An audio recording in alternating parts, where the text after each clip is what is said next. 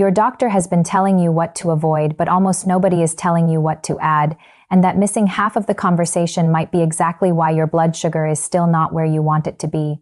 Because here is the truth that most mainstream advice quietly skips over.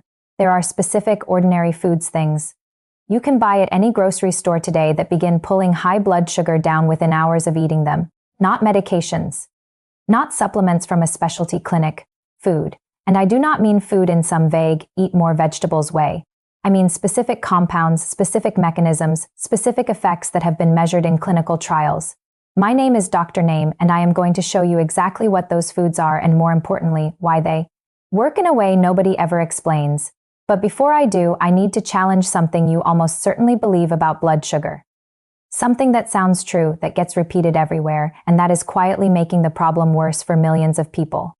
The belief is this: high blood sugar is caused by eating too much sugar. And if you just cut sugar out, it will come down. That sounds logical. It is not wrong, but it is dangerously incomplete, and acting on it alone is why so many people make changes, see temporary improvement, and then plateau. The real story starts somewhere most people have never looked. It starts inside your cells. And once you understand what is actually happening there, every food on this list will make perfect sense. Your body manages blood sugar through a hormone called insulin. When you eat, glucose enters your bloodstream, your pancreas releases insulin, and that insulin acts like a key unlocking your cells so glucose can enter and be used for energy. That is the system working correctly. But in most people with high blood sugar, the system has developed a fault. The cells have started ignoring the signal. Insulin is still being produced, sometimes in excess, but the cells have become resistant to it. So glucose stays stranded in the bloodstream, building up while your cells are simultaneously starved of the energy they need. This is insulin resistance. And this is the real driver behind most cases of chronically high blood sugar. Now here is why this matters for the foods I am about to show you. Most of what people call blood sugar management focuses on reducing how much glucose enters the bloodstream. Eat less sugar, eat fewer carbs, reduce the input. That helps. But the foods on this list do something different, something more powerful. Some of them improve how well your cells respond to insulin in the first place. Some of them change the speed at which glucose enters your blood, flattening the spike before it happens. Some of them feed bacteria living in your gut that produce compounds directly linked to insulin sensitivity. And one of them does something that researchers are still calling remarkable, something that affects not just your current meal, but your next one too. We will get to all of it. But I want to start with the food that produces the fastest, most measurable, most reproducible effect on post-meal blood sugar of anything I have encountered in the research. And I promise you the mechanism behind it is not what you expect. The food is apple cider vinegar. Stay with me because this is not the wellness influencer version of this story. This is the clinical version, and the difference is significant. When you consume 1 to 2 tablespoons of apple cider vinegar diluted in water before a meal containing carbohydrates, studies consistently show post-meal blood glucose reductions of 20 to 34%, not over months after that single meal. The mechanism involves an enzyme called alpha amylase. Alpha amylase is what your digestive system uses to break complex carbohydrates into simple sugars for absorption. The acetic acid in apple cider vinegar inhibits this enzyme. When alpha amylase is slowed down, the entire digestion of carbohydrates is slowed down, which means glucose enters your bloodstream more gradually, never triggering the sharp spike that overwhelms your insulin response. But here is what almost nobody tells you about using vinegar this way. Timing is not optional, it is everything. Taking it after a meal produces almost no measurable benefit. It must be consumed 10 to 30 minutes before eating before the food arrives, so the acetic acid has time to begin slowing gastric emptying. Gastric emptying is the rate at which food moves from your stomach into your small intestine.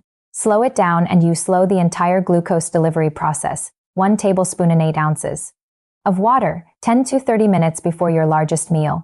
That is the protocol the research supports. Now let us talk about the second food, one that works through a completely different mechanism, deeper in your digestive tract, with effects that last longer and go further than most people realize. Oats. Specifically, the compound inside oats called beta-glucan. Beta-glucan is a type of soluble fiber that when it reaches your intestines, dissolves in water and forms a thick, viscous gel. This gel physically lines the walls of your gut and creates a barrier that slows how fast glucose can be absorbed across the intestinal wall. Think of it as a speed-reducing coating. Glucose still gets through, but it gets through slowly, evenly, without the sudden surge. Clinical studies show that just 3 grams of beta-glucan per day, roughly 1.5 cups of cooked oatmeal, can reduce post-meal blood sugar by up to 44%. But here is the part that changes everything about how you choose your oats. Not all oats are equal. Instant oats, the kind that come in flavored packets and cook in 90 seconds, have been processed in a way that breaks down the beta-glucan structure. They digest faster. They produce higher blood sugar spikes, steel-cut oats. And rolled oats preserve the beta-glucan intact. The food is the same, the metabolic effect is completely different. And there is one ingredient you can add to your oats that amplifies the blood sugar effect even further. But I will come back to that in a moment, because first I need to tell you about the food that does something almost no other food does, something researchers call the second meal effect. That food is legumes, lentils, black beans, chickpeas, kidney beans. Of all the carbohydrate-containing foods that exist, legumes consistently produce the lowest post-meal blood sugar responses, lower even than many vegetables. And the reason goes beyond fiber, beyond protein, beyond anything as simple as glycemic index. When the resistant starch in legumes reaches your colon, gut bacteria ferment it and produce compounds called short-chain fatty acids, particularly one called butyrate. Butyrate does something extraordinary.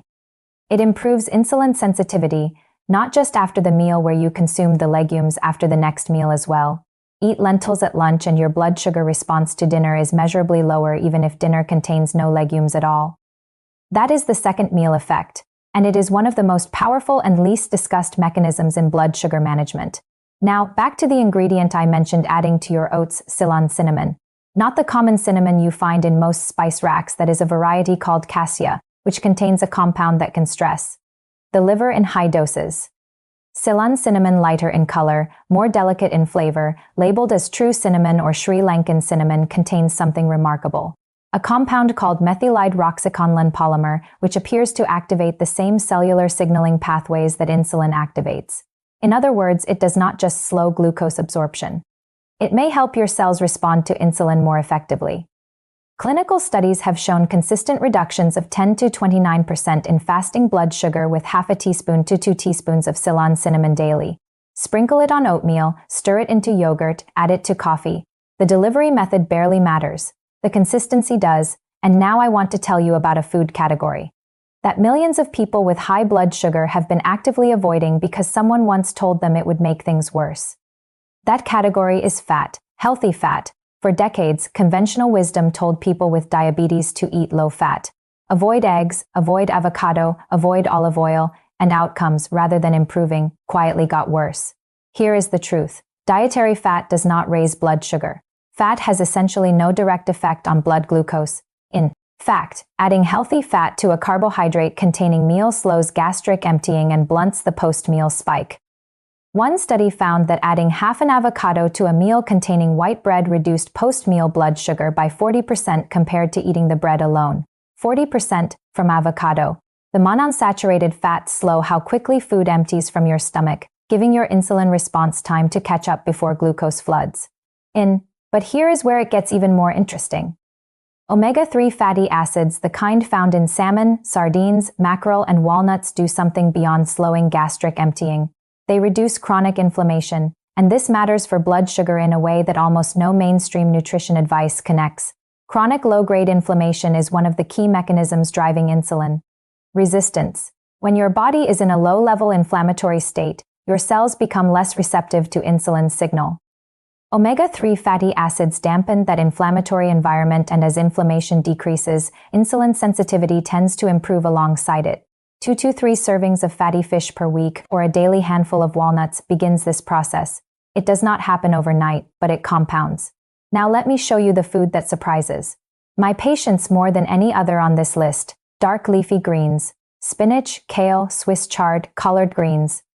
In studies comparing every category of vegetable against blood sugar outcomes, dark leafy greens consistently outperform all of them.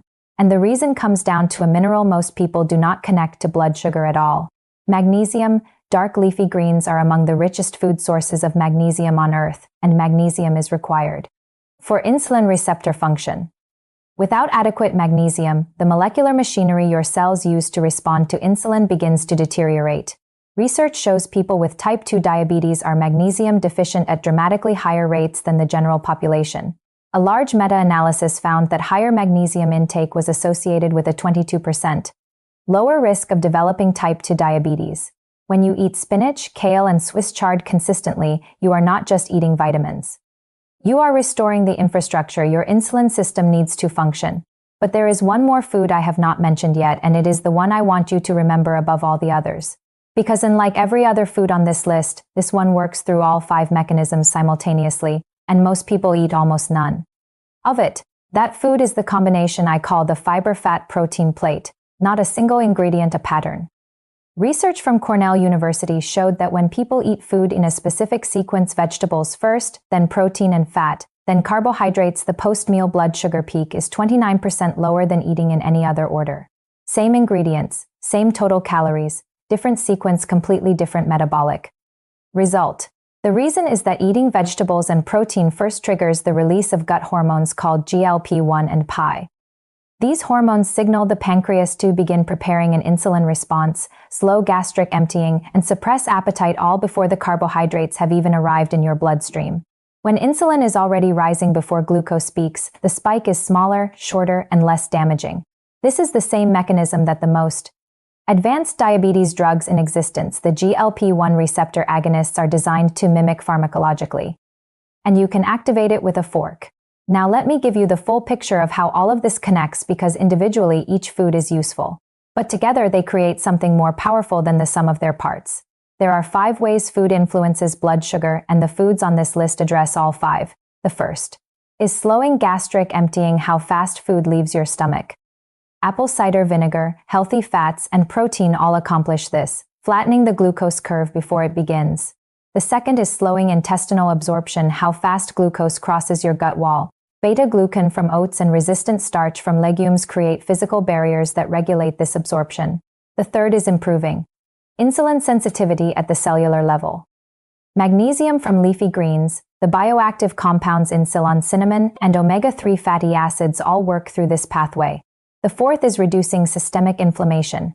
Omega-3 fatty acids, polyphenols found in berries and dark chocolate, and antioxidants in leafy greens all dampen the inflammatory environment that worsens insulin resistance. And the fifth, the one most people have never heard discussed, is the gut microbiome.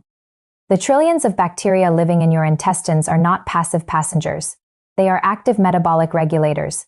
The bacteria, fed by fermentable fiber from legumes, oats, vegetables, produce short-chain fatty acids that improve liver glucose regulation and enhance insulin sensitivity throughout your body. The bacteria fed by ultra-processed food produce inflammatory compounds that make every cell in your body less cooperative. When you eat the foods on this list, you are not just managing one meal, you are reshaping the ecosystem that governs your metabolism. And here is what makes this genuinely remarkable. The gut microbiome can begin to shift in as little as 72 hours of changing what you eat, not months, days. Now I want to address something practical, because knowing which foods lower blood sugar is only half the equation. The other half is understanding the foods that disguise themselves as safe but quietly undermine everything. Fruit juice is the most common offender. A glass of orange juice contains as much sugar as a can of cola, but because it comes from fruit, most people assume it is fine. The fiber that makes whole fruit safe has been entirely removed. What is left is essentially liquid sugar with vitamins. White bread and white rice are similarly deceptive. They are not sweet tasting, so people do not register them as a blood sugar threat. But white bread has a glycemic index higher than a candy bar. And here is the thing about all of this that I want you to sit with: none of these foods requires a prescription. None of them costs more than what you are already spending. None of them asks you to eat less, only to eat differently. Apple cider vinegar before your biggest meal. Steel-cut oats with Ceylon cinnamon at breakfast. Legumes at lunch, triggering a blood sugar benefit that extends all the way to dinner. Dark leafy greens at every meal, flooding your cells with the magnesium your insulin receptors need. Fatty fish twice a week, reducing the inflammation that has been quietly making your cells resistant, and vegetables before carbohydrates, every time, activating the natural GLP-1 response your body was designed to use together. Consistently, these are not individual foods. They are a system and systems compound. One good meal does not fix a metabolic problem, but 1 week of consistent choices sends a different signal to your cells, your gut bacteria, your inflammatory pathways, and your insulin receptors. And by the time you reach the end of that first month, your biology has begun to respond. Not because you suffered through a diet, but because you started giving your body the information it needed to heal.